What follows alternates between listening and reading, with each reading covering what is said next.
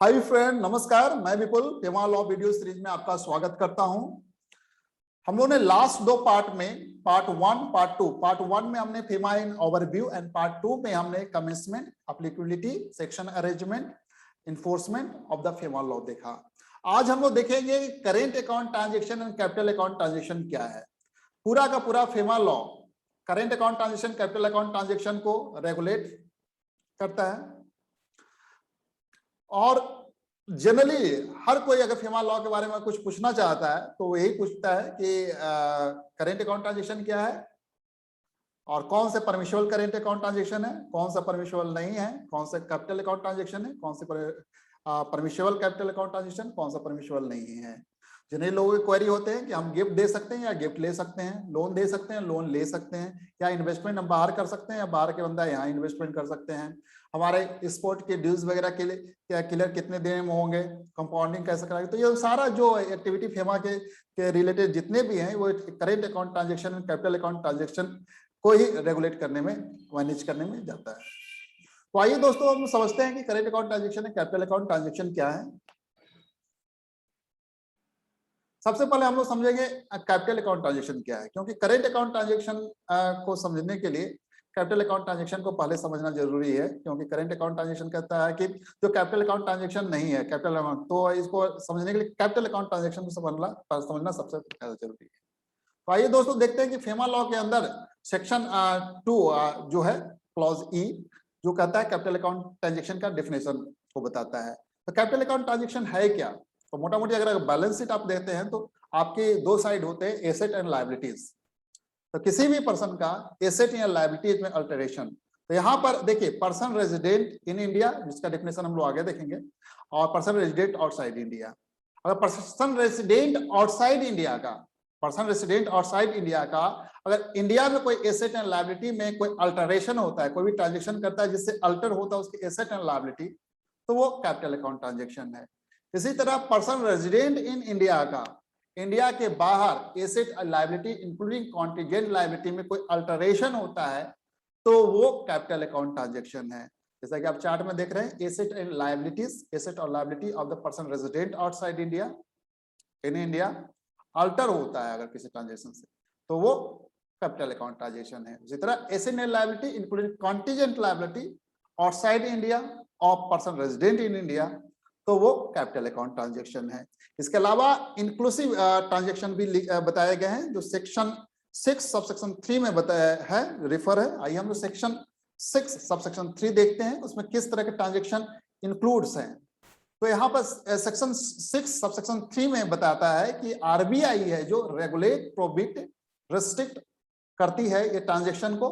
देखिए यहाँ पर सबसे पहला जो ट्रांजेक्शन आपका होता है, ट्रांसफर और issue of any foreign security by person resident in India. देखिए हालांकि इसमें भी अल्टरेशन है आपका, तो फॉरेन सिक्योरिटी, ट्रांसफर और issue of any foreign security by person resident in India, इस तरह के ट्रांजेक्शन है वो आपके जैसे एडीआर, जीडीआर वगैरह इशू भी करते हैं, ठीक है। तो ये सब सारे ट्रांजेक्शन जो है आपके कैपिटल अकाउंट ट्रांजेक्शन। इसी तरह ट्रांसफर और issue of any security by person resident outside India, कोई ट्रांसफर करते हैं या इशू करते हैं कोई भी security by person resident outside India.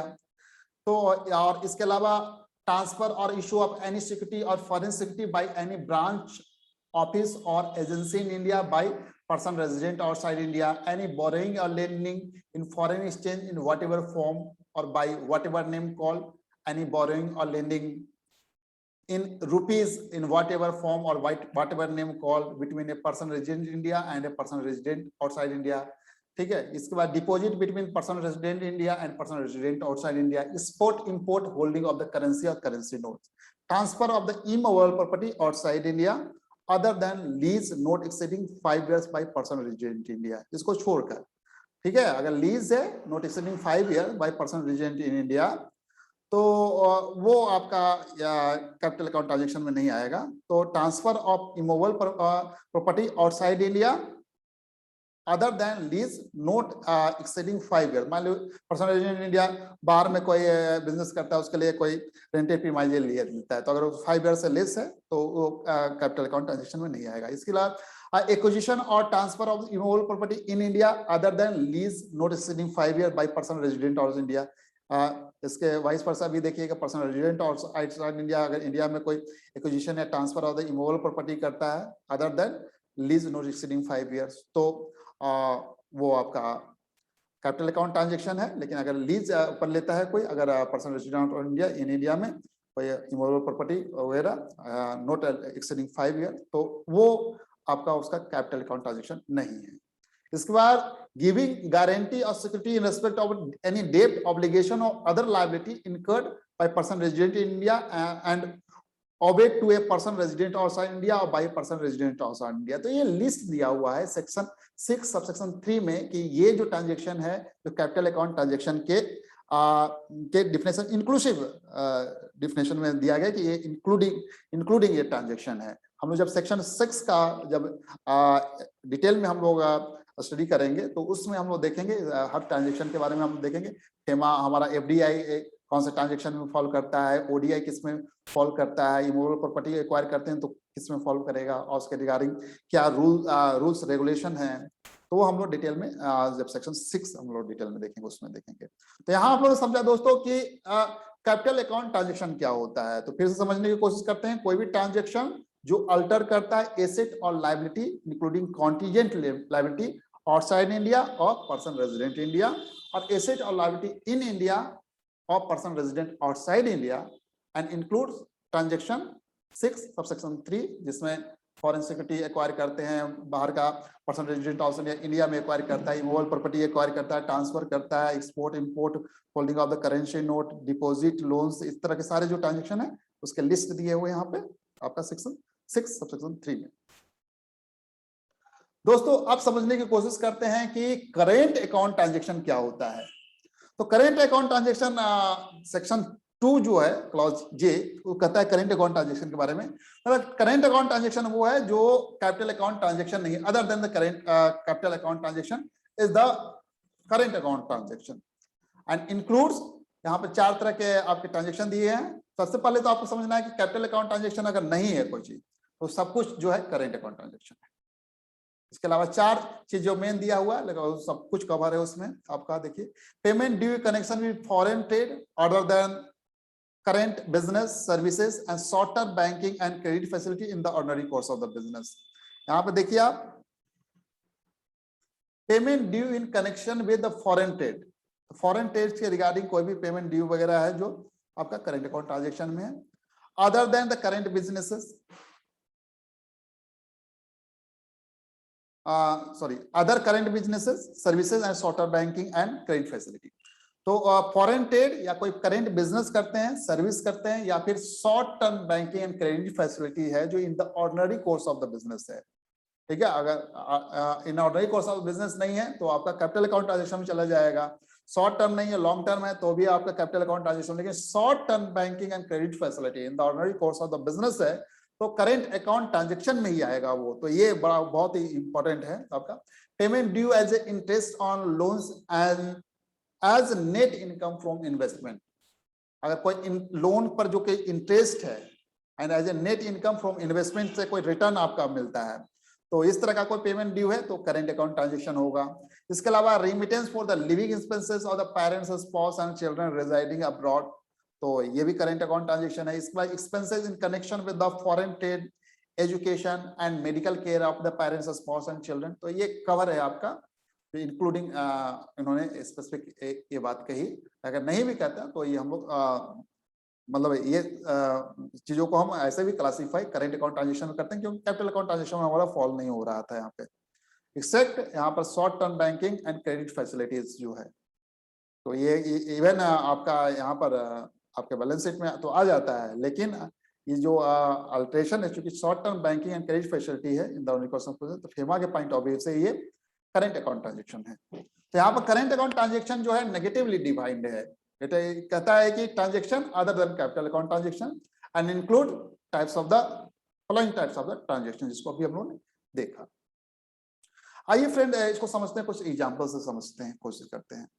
अगर मान लीजिए कोई रेजिडेंट इंडियन रेजिडेंट है, कोई मशीनरी इंपोर्ट करता है यूके से for installing in his factory. अब मशीनरी चूंकि इंपोर्ट कर रहा है यहाँ पर, तो इनकम टैक्स लॉ के अंदर मशीनरी है जो कैपिटल एक्सपेंडिचर है, लेकिन फेमा के अंदर चूंकि ये कोई अल्टर या क्रिएट कोई एसेट नहीं कर रहा है इंडिया में किसी यूके वेंडर का। जब हम इंपोर्ट करते हैं तो ऑनर से ऑनर ट्रांसफर हो गया, उन्होंने परचेज कर लिया। It does not create any liability to UK vendor for the Indian importer.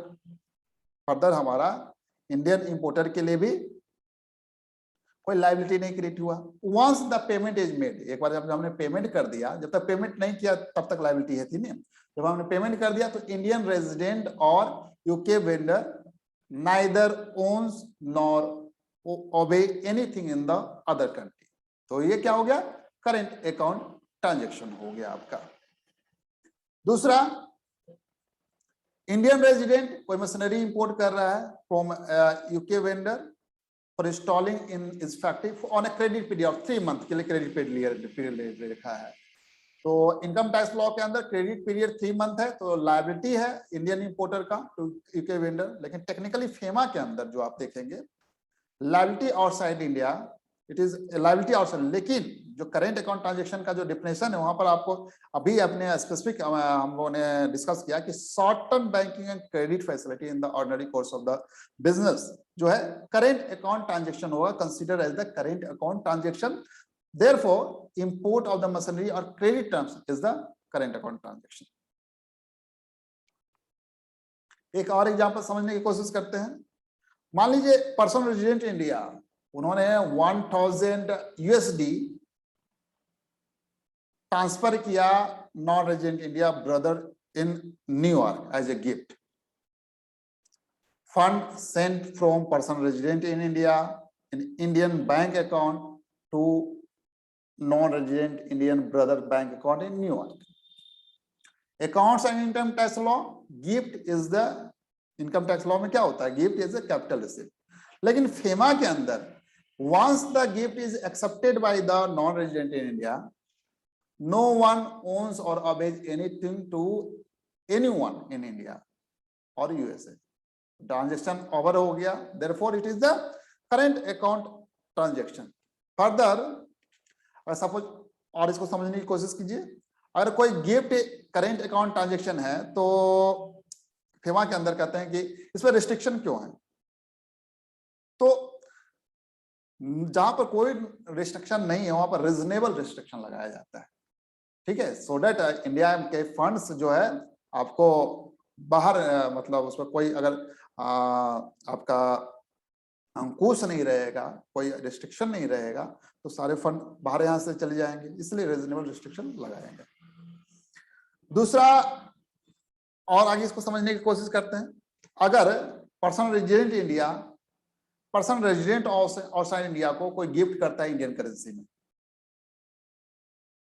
Indian currency में करता है, इन इंडिया में करता है, इंडिया के अंदर करता है, इंडियन करेंसी में करता है, तो यहाँ पर्सन रेजिडेंट आउटसाइड इंडिया है, उसका जो फंड है लेंगे इन इंडिया, तो इससे क्या हुआ, उसके जो एसेट है, इंडियन एसेट है, वो अल्टर हुआ इस ट्रांजेक्शन से। तो पर्सन रेजिडेंट इन इंडिया के लिए नो क्रिएशन ऑफ एसेट और लायबिलिटी, जो कि गिफ्ट कर दिया वंस फिनिश ओवर, तो there is no asset and liability creation. as this transaction create an asset in India for person resident in India, person residents outside India को Indian account में उसके funds लेगी in the fund Indian asset, तो उसके लिए alter हो गया। तो पर्सन रेजिडेंट आउटसाइड इंडिया के केस में it is a capital account transaction हो गया। तो आप कैपिटल अकाउंट ट्रांजेक्शन के रिगार्डिंग सेपरेट रूल्स है, जिसके अंदर एनआरई को हम परमिटेड करते हैं सर्टेन रेस्ट्रिक्शन और as per the rule. Similar manner, अगर person resident also in India gives a gift to a person resident in India by remitting fund in India, there is no restriction. लेकिन person resident also in India gives fund abroad, the resident cannot keep it abroad. That is the as per the FEMA law. तो उसको क्या करना पड़ेगा, India में fund को लाना पड़ेगा with in the reasonable time. तो ये हम लोग दोस्तों समझा कैपिटल अकाउंट ट्रांजेक्शन क्या होता है, करेंट अकाउंट ट्रांजेक्शन क्या होता है, दोनों के डेफिनेशन को भी समझा, डिफरेंस भी समझ गए यहाँ पर। एक है जो आपके एसेट लायबिलिटी को अल्टर करता है पर्सनल रेजिडेंट इन इंडिया को इंडिया के बाहर और पर्सनल रेजिडेंट ऑफ इंडिया के इंडिया के अंदर। इसके अलावा सर्टेन लिस्ट हमने देखा जहां फॉरेन सिक्योरिटी, इंडियन सिक्योरिटी बाहर वाला एक्वायर करते हैं, immovable property, deposit, loans, guarantee, इस तरह की चीजें देखा। इसके अलावा करेंट अकाउंट ट्रांजेक्शन में हम लोग देखा जो कैपिटल अकाउंट ट्रांजेक्शन है इंक्लूडिंग सर्टेन इंक्लूसिव ट्रांजेक्शन, कुछ हम लोग ने एग्जाम्पल देखा। Thank you so much for watching this video on capital account transaction, current account transaction under the FEMA. In case of any query or doubt, you may drop your message in comments box. We are trying to solve your query or doubt. Thank you so much.